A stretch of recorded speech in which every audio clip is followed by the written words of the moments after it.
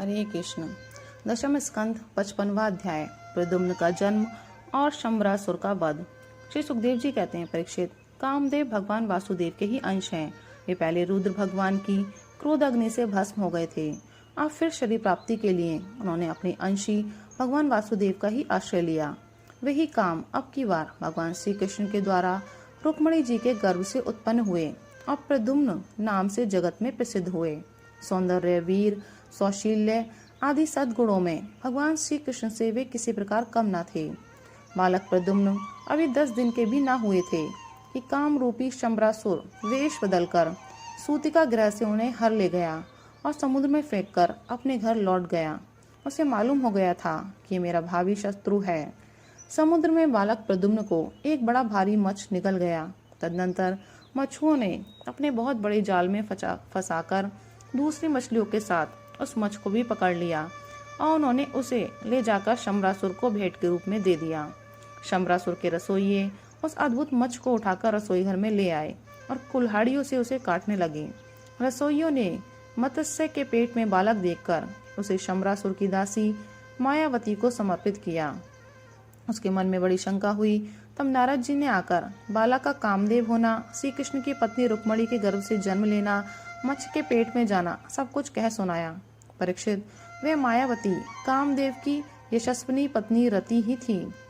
जिस दिन शंकर जी के क्रोध से कामदेव का शरीर भस्म हो गया था, उसी दिन से वे उसकी देह के पुनः उत्पन्न होने की प्रतीक्षा कर रही थी।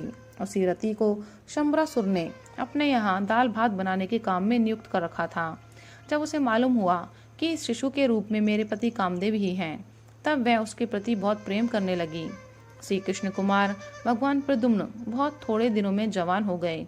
उनका रूप लावण्य इतना अद्भुत था कि जो स्त्रियां उनकी ओर देखती उनके मन में श्रृंगार रस का उद्दीपन हो जाता।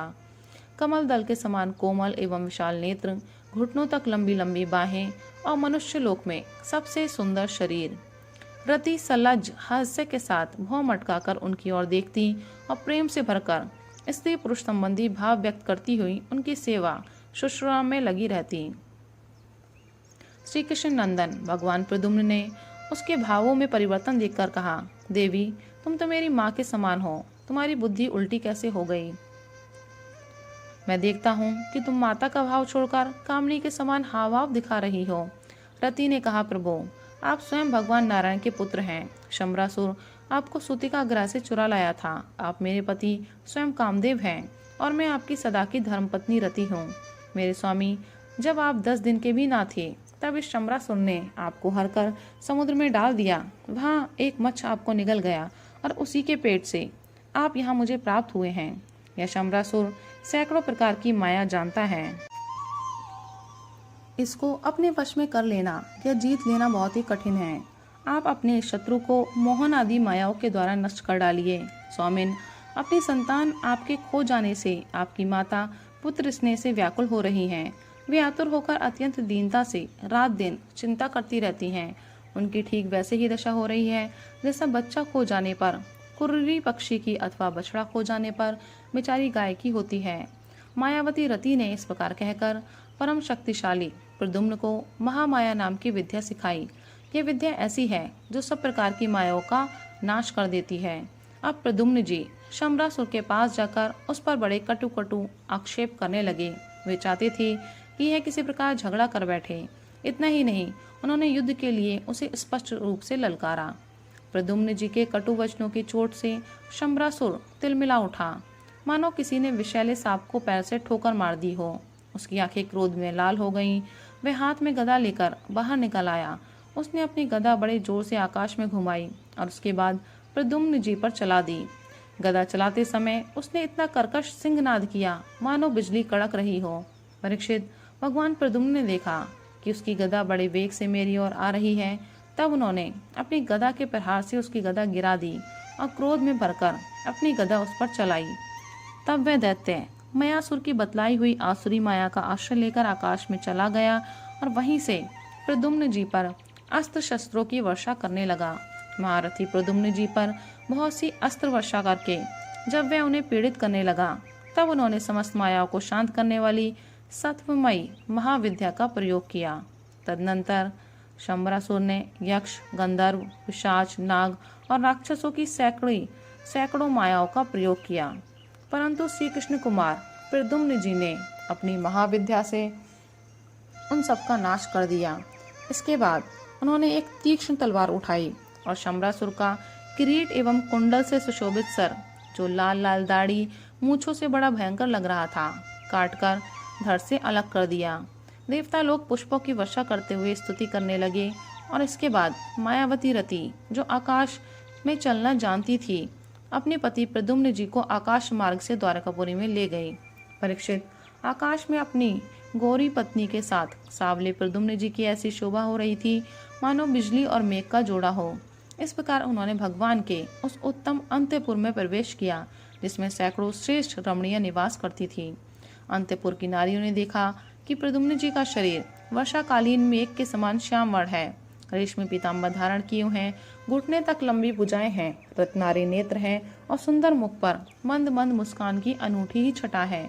उनके मुखारविंद पर घुंघराली और नीली अलकें इस प्रकार शोभायमान हो रही हैं मानो भौरे खेल रहे हों।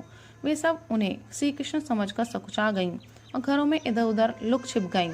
फिर धीरे धीरे स्त्रियों को यह मालूम हो गया कि ये श्री कृष्ण नहीं हैं, क्योंकि उनकी अपेक्षा इनमें कुछ विलक्षणता अवश्य है। अब वे अत्यंत आनंद और विस्मय से भरकर इस श्रेष्ठ दंपत्ति के पास आ गईं। इसी समय वहां रुक्मिणी जी आ पहुंची। परीक्षित, उनके नेत्र कजरारे और वाणी अत्यंत मधुर थी। इस नवीन दंपत्ति को देखते ही उन्हें अपने खोए हुए पुत्र की याद आ गई। वात्सल्य स्नेह की अधिकता से उनके स्तनों से दूध झरने लगा। रुक्मिणी जी सोचने लगी, यह नररत्न कौन है? यह कमल नयन किसका पुत्र है? किस बड़भाग्नि ने इसे अपने गर्भ में धारण किया होगा? इसे यह कौन सौभाग्यवती पत्नी रूप में प्राप्त हुई है? मेरा भी एक नन्हा सा शिशु खो गया था, न जाने कौन उसे सूतिका गृह से उठा ले गया। यदि वह कहीं जीता जागता होता तो उसकी अवस्था तथा रूप भी इसी के समान हुआ होगा। मैं तो इस बात से हैरान हूँ कि इसे भगवान श्याम सुंदर की सी रूपरेखा, अंगों की गठन, चाल ढाल, मुस्कान, चितवन और बोलचाल कहाँ से प्राप्त हुई। हो ना हो ये वही बालक है जिसे मैंने अपने गर्भ में धारण किया था, क्योंकि स्वभाव से ही मेरा स्नेह इसके प्रति उमड़ रहा है और मेरी बाईं बाह भी फड़क रही है। जिस समय रुक्मिणी जी इस प्रकार सोच विचार कर रही थी, निश्चय और संदेह के झूले में झूल रही थी, उस समय पवित्र कीर्ति भगवान श्री कृष्ण अपने माता पिता देवकी वसुदेव जी के साथ वहां पधारे। भगवान श्री कृष्ण सब कुछ जानते थे, परंतु वे कुछ न बोले, चुपचाप खड़े रहे। इतने में ही नारद जी वहां आ पहुंचे और उन्होंने प्रद्युम्न जी को शंबरासुर का हर ले जाना, समुद्र में फेंक देना आदि जितनी भी घटनाएं घटित हुई थी वे सब कह सुनाई। नारद जी के द्वारा यह महान आश्चर्यमय घटना सुनकर भगवान श्री कृष्ण के अंतपुर की स्त्रियां चकित हो गईं और बहुत वर्षों तक खोए रहने के बाद लौटे हुए प्रद्युम्न जी का इस प्रकार अभिनंदन करने लगी मानो कोई मरकर जी उठा हो। देवकी जी, वसुदेव जी, भगवान श्री कृष्ण, बलराम जी, रुक्मिणी जी और स्त्रियां सब उस नव दंपत्ति को हृदय से लगाकर बहुत ही आनंदित हुए। जब द्वारकावासी नर नारियों को यह मालूम हुआ कि खोए हुए प्रद्युम्न जी लौट आए हैं, तब वे परस्पर कहने लगे, अहो कैसे सौभाग्य की बात है कि यह बालक मानो मरकर फिर लौट आया। परीक्षित, प्रद्युम्न जी का रूप रंग भगवान श्री कृष्ण से इतना मिलता जुलता था कि उन्हें देखकर उनकी माताएं भी उन्हें अपना पतिदेव श्री कृष्ण समझकर मधुर भाव में मग्न हो जाती थी और उनके सामने से हटकर एकांत में चली जाती थी। श्री निकेतन भगवान के प्रतिबिंब स्वरूप काम अवतार भगवान प्रद्युम्न के दीख जाने पर ऐसा होना कोई आश्चर्य की बात नहीं है। फिर उन्हें देखकर दूसरी स्त्रियों की विचित्र दशा हो जाती थी, इसमें तो कहना ही क्या है। राधे राधे, हरि बोल।